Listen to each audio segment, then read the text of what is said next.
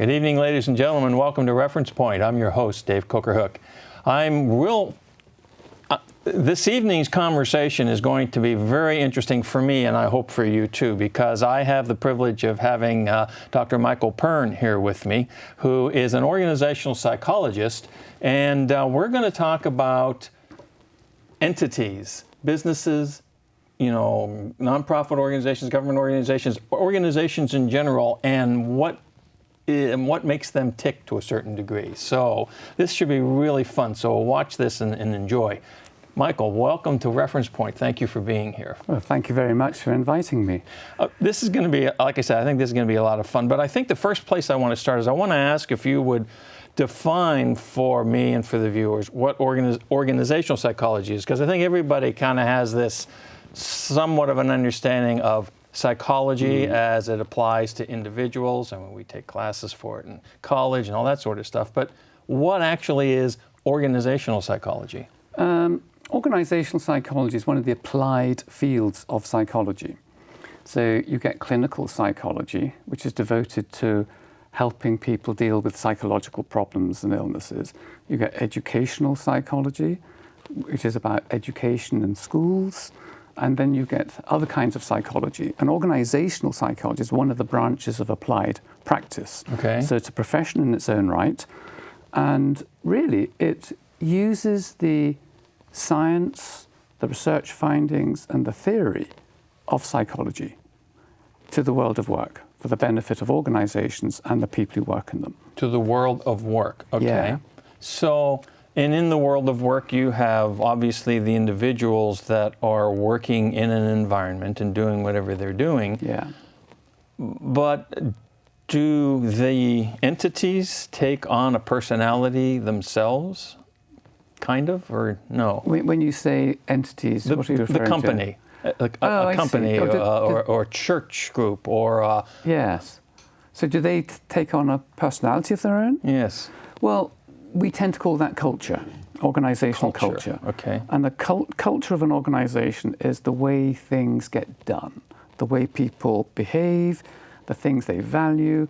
And the simplest definition of organizational culture is that, the way we do things around here. Okay. So sometimes it's very autocratic. In other words, you get orders from above and you're expected to be obedient. Right. Or it might be more inclusive, where it's where people are consulted more. So that's one of the big dimensions of organizational culture. Is it hierarchical and strict, or is it more inclusive and involving? And to what degree does that make a difference? Well, in the early days of organizations, say when they became large, which is probably the end of the 18th century into the 19th century, because before that time, the only large organizations in the world were religions for centuries. And with the Industrial Revolution came the organization of work into places of work, and then these large organizations developed. So there used to be a theory called command and control. And that is, the job of managers and leaders was to tell the workers what to do. Mm-hmm. That kind of works when the workers are not well educated. And of course, in the early part of these organizations, they were often illiterate or very, very basically educated. Now in the 20th century, and especially into the 21st century with our millennials, we have younger people with global knowledge, social media. It's going to be hard to tell them what to do. They're going to want to be consulted. They're going to want to influence, even from a very young age. Whereas I'm a baby boomer, in my days, in the early stages of your career, you kind of put up with what you found till you had more choice later in your career. Or when you had reached that point of being some of the decisions, making some of those decisions. Yeah. So organizational culture is one of the things that organizational psychologists are interested in. They research it.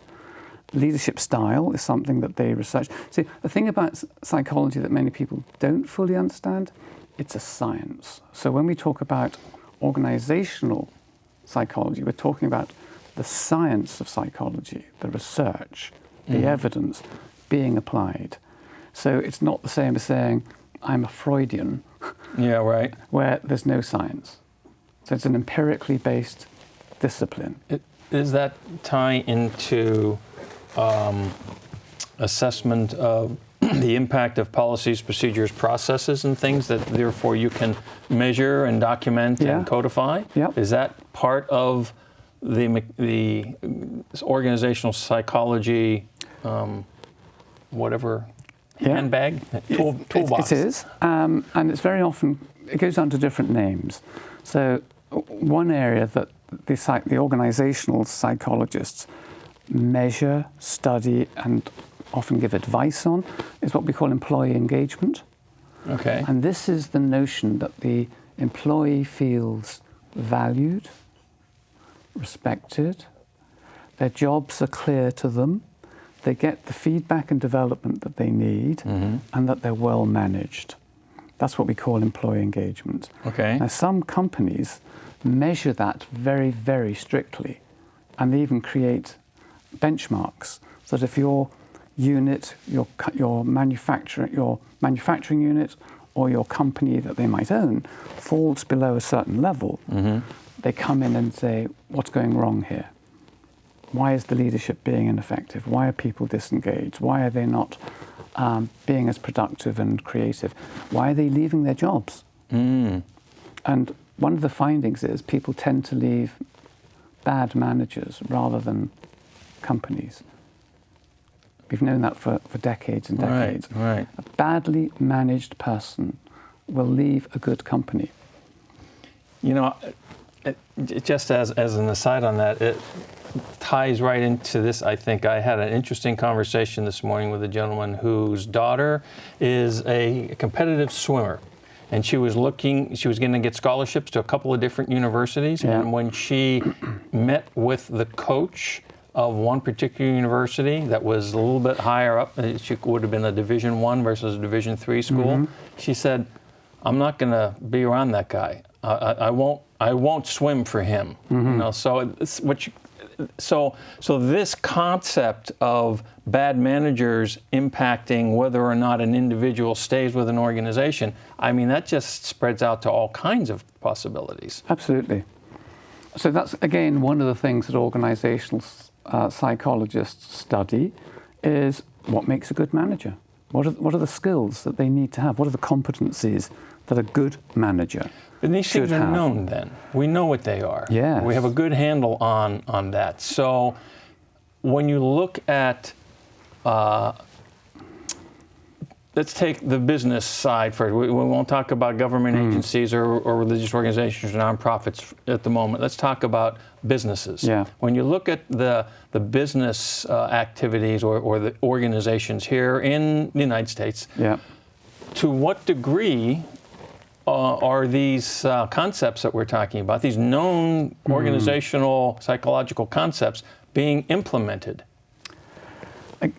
That varies according to different organizations. Some of them want to take the best advice they can get. Some of them study these things very carefully or accept the principles and the evidence that these organizational psychologists can provide for them. Others think, we know what a good manager is, we know what leadership is, we don't really need help. And I think that's part of the problem.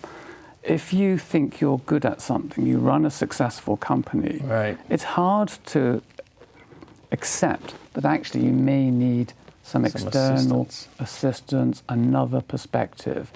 Now, some companies actually employ their own organizational psychologists, but a lot of them work in consultancy roles. I would think that those are the larger companies. Yeah, I mean, they're larger ones. You know, there's a certain number of good-sized firms, but you've got mid-sized and small companies proliferating. That's where the majority of organizations, business organizations are. Yeah. So are we at like roughly 10% of the business population understands what it is that is available to them? I mean, where do you find out about this? If you're going to run a company, do you get this sort of orientation when you get your MBA?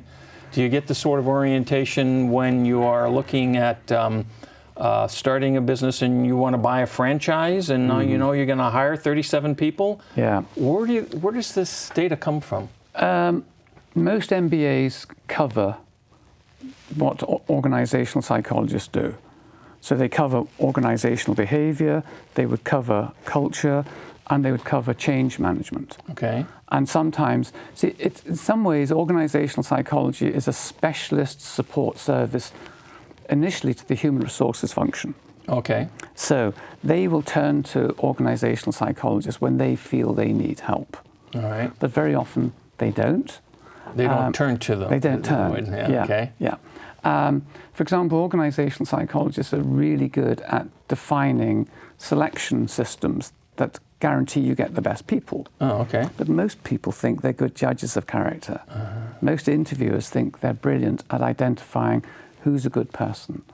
The evidence shows that most of us are not. So people, is that an ego thing? I think it's a human characteristic. I think, because I'm a human being, you're a human being, we've got that in common. Most of us think we're pretty good at assessing other people's character. Right. But the evidence suggests that we're not. Not so much. It's a bit like most of us think we're good drivers. And most of us perhaps are not, or maybe half of us are below average drivers. Yeah. But most of us think we're probably above average. It's a very similar thing. Because it's a human interaction, we think we know how to do it. All right. So the human element here is a critical component to all of this, because any organization is made up of individuals, of people. Exactly. Okay. Any organization is only people, really, and what people create. So why do we have organizations behaving badly? I mean, there's examples, and we don't have to go into lots of details and things, but you get these situations where companies, I mean, one that's long gone now, Enron, had all these things that they were doing, and so there are these realities, of an organization where the culture is such that it's somewhat negative or not enhancing or beneficial. Yeah. So before you answer that question, I'm going to just let the folks know that these are very interesting topics. If you have any questions for Michael and I about what we're talking about, send your queries to info@referencepointtv.com. We'll make sure to get them answered for you, but I want to go back to getting the answer to my question now. Okay. The easy answer to your question is it depends what you mean by behaving badly. Because at one level, you were talking about unethical, sometimes borderline illegal activity by people at the top of an organization, the Enron example. Right. That tends to happen when a culture develops where the driving force is self-determined desire for more money, wealth, and power. In other words, you could call it greed. And there are no checks and balances. So people concentrate who think it's okay to deceive. They think it's okay in the interest of making more money for themselves, etc., that they can manipulate the truth. Now that's the Enron. That's not common, but it does happen. Okay. So that's what I call the unethical side of a badly run organization. But the other side of it is people don't always behave at their best when they're under pressure or feel stressed. Okay. And very often they make wrong decisions. They cease to see the people who work for them as human beings. They see them as units of production, of not even fully human, so that their feelings, motives, concerns count less. So the further you get away from the immediacy of human contact, the more likely it is that you can actually make wrong decisions or harsh decisions through stress and sometimes detachment from the so-called real world. And that happens a lot in many organizations as they get bigger.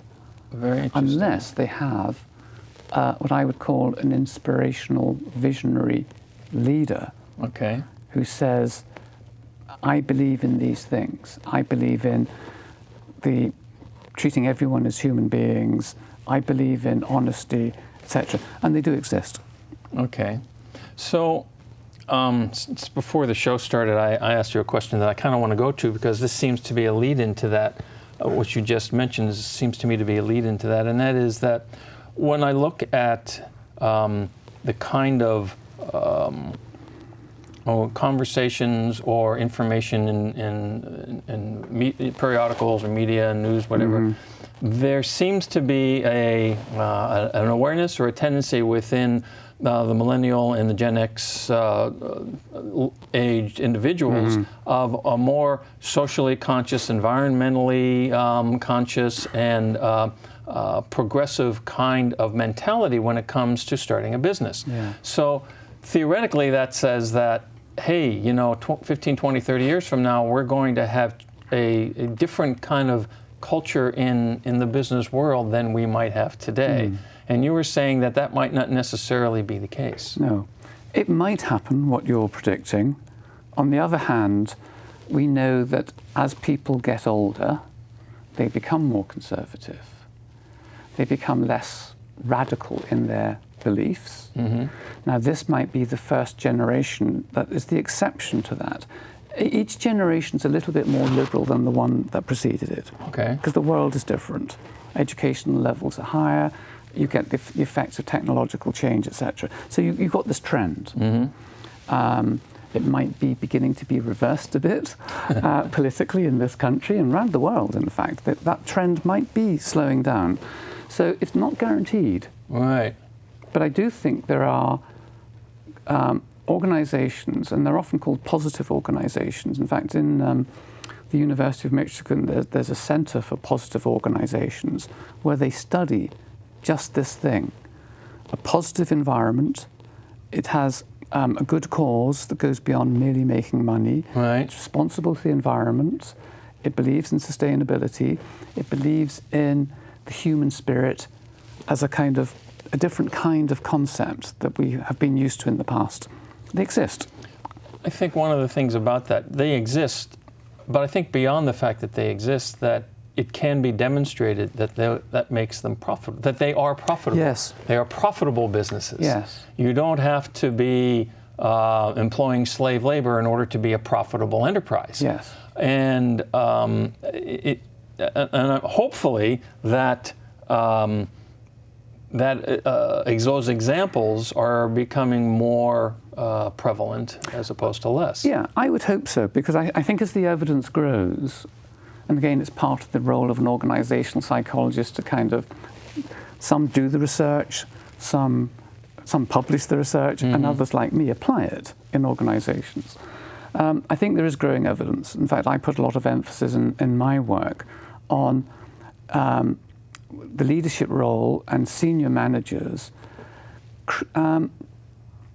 focusing on the well-being of their employees, not just because it's a good thing, because it produces greater loyalty, it produces better communication.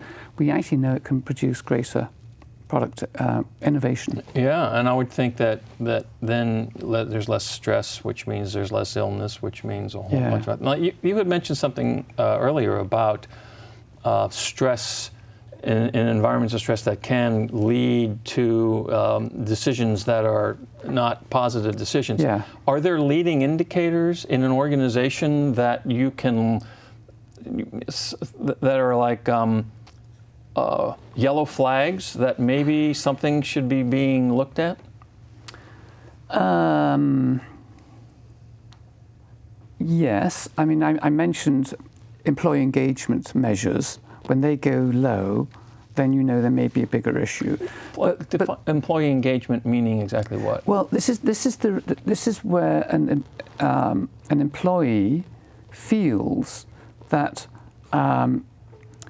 they're communicated with, treated well, managed well. Their role is clear to them, and they get good development. So it's a kind of constellation of things. So the employee may feel like they're not, but that person's manager may feel like they're doing it well. Yes, yeah. And that's a very interesting thing, because sometimes managers need some feedback. In fact, one of the consultancy assignments I did a while ago was one of these managers had very low engagement scores from the people he was managing. And I was brought in to help understand why they were feeling as they did and what possible action this individual could take. Now, some of it is the individual action of the manager, his or her personal style, but sometimes it's a broader issue of the company, for example, changing too rapidly. Because you said, what are the telltale signs? Well, rapid change, relentless change, human beings find very hard. Difficult, yeah. Very high levels of stress, pressure, always increasing the demand, asking for more from fewer people, raising the objectives, the targets relentlessly. And we're not machines. So how did we get to that point? Has it always been that way? I mean, going back 50, 75, 100, 150 years, because we've had an industry has it been that way? To a degree, I would say it has. But the difference now is the world changes faster. So technological change can make people feel their jobs are at risk. Yes. And I actually read the other day that actually more jobs in the United States have been lost because of technology than because of lower manufacturing costs in China. I saw that, yeah. And that's interesting, isn't it? Yeah. So it's something that we can actually manage ourselves if we go about it the right way. So here you have these realities that some businesses do well, some businesses not so well, but there's this big, massive section in the middle that can, There's always room for improvement. We always have room for improvement. Yeah. And so, what should a business owner? A lot of my viewing audience have businesses or in an executive position in business. So, what does a business owner need to think about in order to be able to take the temperature of his organization? I personally think the most important thing that a business owner can do is realize that owning a business is a very, very different experience from being an employee in someone else's business. They're not going to think the way you think. They're not going to react the way you think. They're going to have different interpretations. That's the first thing. Second thing is to remember that all your employees are human beings. We have all that in common. We're all human beings. We're in this world. We want to get through it as well as we can, with as much happiness and with as little pain as we can. We all have that in common. But if you begin to treat your employees as though that isn't always true of them, because your needs are much greater, therefore you're not going to communicate fully. You're not going to listen. In fact, the other big thing I say to a lot of the senior leaders I work with is listening, listening, listening. Asking the right questions of your staff and truly listening, because there's a collective wisdom available in all people that many small organizations and many large organizations are not good at tapping into. Yeah, they could take advantage of it, but they don't. Yeah.